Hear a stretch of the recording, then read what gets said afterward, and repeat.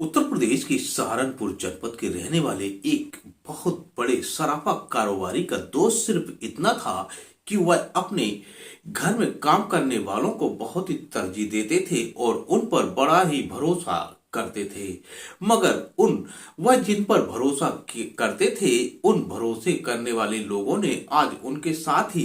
वह गेम किया कि इसको जिसने भी सुना वह सिर्फ सुनता ही रह गया और वो कहा कि आखिर इंसान भरोसा करे तो करे किस पर। जी हाँ साथियों, मैं आपका दोस्त अनिल सैनी, आप देख रहे हैं आपका अपना न्यूज चैनल यूपी न्यूज सिर्फ सच। ये कहानी है उत्तर प्रदेश के सहारनपुर जनपद की, जहां के रहने वाले बड़े सराफा व्यापारी के नौकरों ने आज वो कहानी गढ़ दी, जिससे कि जिसने भी सुना वह भी सुनकर हैरान हो गए। दरअसल सहारनपुर के एक व्यापारी के घर पर काम करने वाले नौकरों ने अपने मालिक को फोन करके ये बताया कि देर रात जब वह अंबाला से वापस आ रहे थे, तभी बदमाशों ने उनके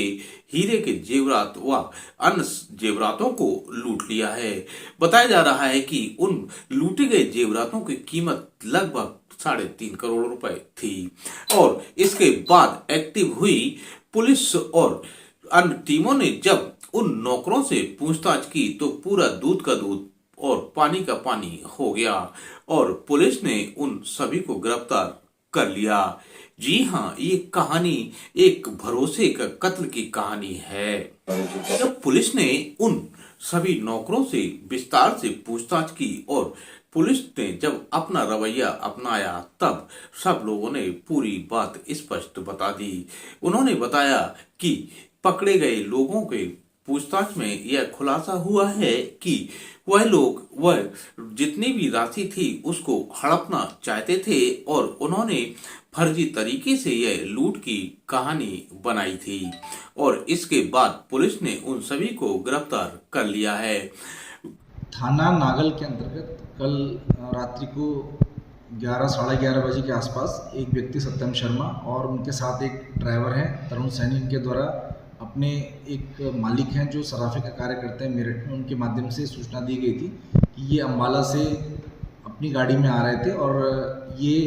अम्बाला, हरिद्वार और सहारनपुर में अन्य अन्य जगह पर जो डायमंड ज्वेलरी है उसको अन्य सराफ को ये बेचते हैं और उससे पैसा इकट्ठा करते हैं। और ये सारा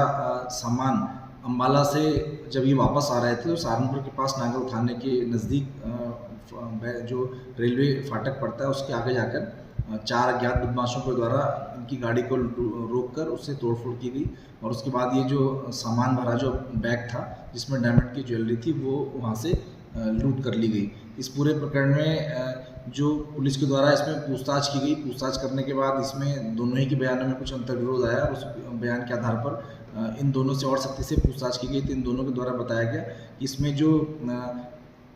सत्यम शर्मा है, इसका जो साला है डब्बी उर्फ हिमांशु और इसके 2 अन्य साथी, इन सब ने पांचों ने मिलकर एक प्लान बनाया था कि ये जो सारी डायमंड ज्वेलरी इसको ये हड़प लेंगे और पूरी घटनाक्रम को एक लूट का स्वरूप देंगे और जिससे कि पुलिस जो है इसको लूट मानकर और फिर ये पूरे सामान को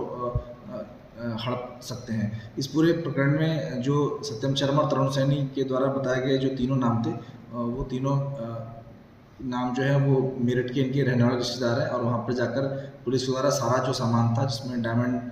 की जो ज्वेलरी थी, जिसमें अंगूठियाँ और कुछ हार वगैरह थे, ये सारा का सारा बरामद कर लिया गया है। और इस पूरे प्रकरण में क्योंकि वादी अभी राज्य से बाहर है तो वो आकर इसमें तहरीर देंगे और उसके आधार पर इसमें मुकदमा पंजीकृत करके ये पाँचों ही लोगों को गिरफ्तार करके जेल भेजा जाएगा। इस पूरे प्रकरण में जो भी सामान वादी का गया था वो सारा का सारा रिकवर कर लिया गया और जो भी दोनों लोग थे सत्यम शर्मा और तरुण सैनी, इन दोनों के द्वारा ही पूरी प्लानिंग करके सारा सामान को हड़पने की नीयत से इस पूरी घटनाक्रम को लूट की घटना